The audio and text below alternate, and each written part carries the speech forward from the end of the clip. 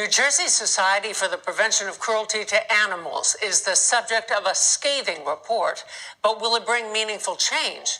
Senior correspondent Brenda Flanagan reports. New Jersey's SPCA is almost 150 years old. Its 55 agents, 20 of them humane officers authorized to carry guns, don't run shelters. They're charged with rescuing animals and enforcing laws against cruelty.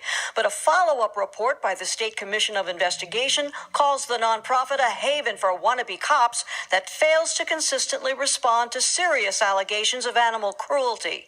Investigators cited a complaint about puppies. These two little Yorkie puppies covered in fleas, and apparently the owner's idea was to put motor oil on them to remove the fleas. Someone did ultimately respond, but it took just simply too long. About a month, according to SCI's Kathy Riley. She said chronic delayed response was just one symptom.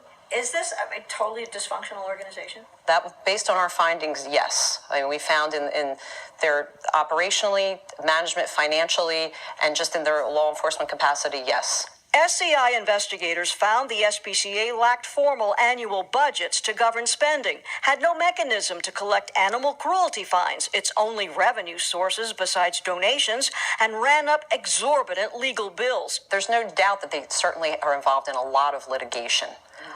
But it's just the sheer number and the amount for an organization that's supposed to be, volunteer-driven, nonprofit type organization.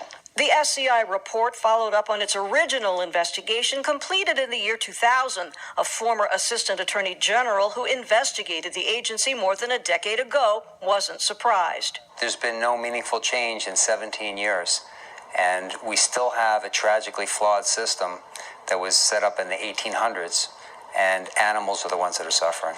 The report says that the SPCA's finances were so chaotic, they didn't realize they hadn't filed tax returns for 3 years, 2013 to 2015. They lost their tax-exempt status temporarily. They've since regained it. Fiscal management, I think we have to do a better job, and I think we are doing a better job. The SPCA's Frank Rizzo admits officers, himself included, have profited from doing business with their own agency, another red flag raised by the SCI report.